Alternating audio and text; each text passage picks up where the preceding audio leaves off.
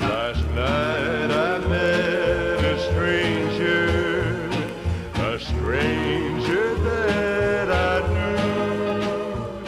What happened to the lovers? Nous disons que nous sommes, par définition, des êtres capables d'atteindre l'impossible. Et nous énumérons ces moments. Le premier dans l'histoire à franchir le mur du son. Ces moments où nous avons osé viser plus haut, forcer des barrières, toucher les étoiles, Gemini 6, feu vert. faire de l'inconnu du connu. Un bond de géant pour l'humanité, Ces prouesses font notre plus grande fierté. qui a enflammé l'imagination de toute une génération, Mais nous avons perdu tout ça. qui rentre au port pour la dernière fois. Ou peut-être avons-nous tout simplement oublié que nous restons des pionniers et que nous ne sommes qu'au début. Que nos plus grandes prouesses ne peuvent pas être derrière nous. Car notre destin s'étend au-dessus de nous.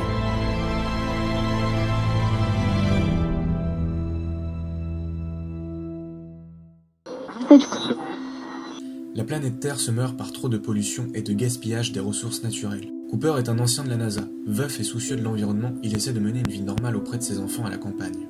Pendant ce temps, les autorités ont découvert un tunnel cosmique qui permettrait de trouver une nouvelle planète, susceptible d'accueillir les humains.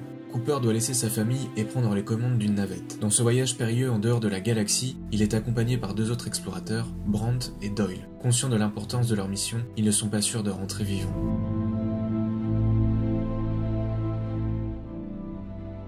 On commence avec Bruno Coel qui donne sa voix à Matthew McConaughey. Bruno Coel est connu pour être la voix française régulière de Johnny Depp, d'Ewan McGregor, Mark Wahlberg ou encore de Jason Bateman.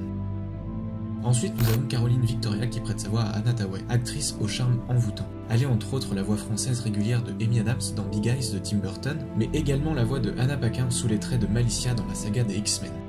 Et enfin, nous avons Raphaël Moutier qui procure sa charmante voix à Jessica Chastain. Raphaël Moutier est d'abord la voix française de Laura Dern dans la saga des Jurassic Park, ou en second rôle dans Marriage Story. Mais elle prête aussi sa douce voix à Julianne Moore dans Dungeon, ou bien dans Still Alice, à Catherine Zeta-Jones dans High Fidelity de Stephen Frears, ou dans Ocean's 12 de Steven Soderbergh. Concernant ce projet, il est tout d'abord développé par Steven Spielberg Barbu, casquetto. en 2006. Interstellar n'a finalement été réalisé par le cinéaste pour des raisons d'emploi du temps. Il proposa à Christopher Nolan de reprendre le projet à son compte. Christopher Nolan a déclaré avoir choisi le comédien Matthew McConaughey en tête d'affiche car il désirait un monsieur ordinaire et qu'il avait été impressionné par sa prestation dans Mud. Certaines scènes d'intérieur des vaisseaux spatiaux ont été tournées à la façon d'un documentaire. Les fenêtres des décors donnaient sur des écrans diffusant ce que les personnages étaient censés y voir, renforçant le réalisme et aidant les comédiens à s'immerger complètement dans leur rôle.